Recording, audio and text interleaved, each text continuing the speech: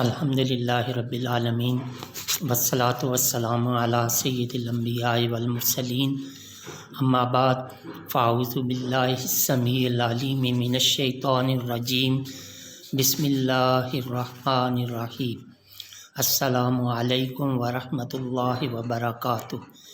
عزیز طلباء طالبات، آج ہم سبق نمبر 221 سورہ یاسین آیات نمبر 22 سے 50 تک کے حوالے سے ان آیات طیبات کا مادہ، معنی، ماضی، مضارع، امر اور مصدر کے حوالے سے ان آیات طیبات کا جائزہ لیں گے۔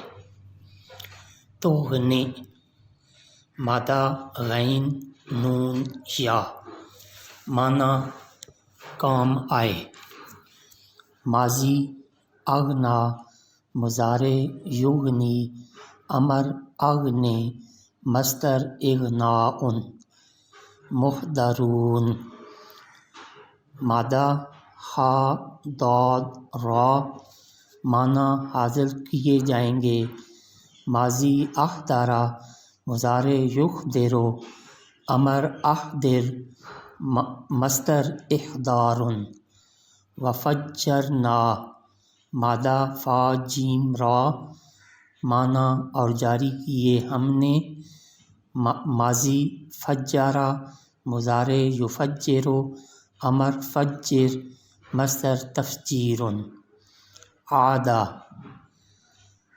مادہ عین واو دال، معنی ہو جاتا ہے، ماضی عادہ، مضارع یعود، امر عد، مصدر عودۃ، ینبغی، مادہ با غین یا، معنی لائق، مجال، ماضی انبغا، مضارع ینبغی، امر انبغ اور مصدر انبغاء،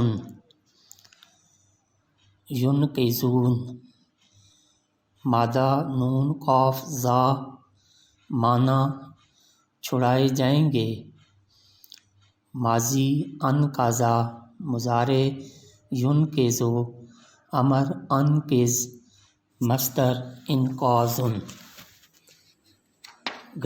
گرامر کا سبق نمبر 21، جملے کا تجزیہ، مبتدا خبر کی پہچان اور ان کی اعرابی حالت۔ ذالک بیت، اس میں ذالک مبتدا جو مرفوع ہے، اسی طرح بیت خبر ہے جو کہ مرفوع ہے۔ لا ذالک مسجد، لا یہ حرف جواب ہے، ذالک یہ مبتدا مرفوع ہے، مسجد یہ خبر ہے اور یہ بھی مرفوع ہے۔ والحمد للہ رب العالمین۔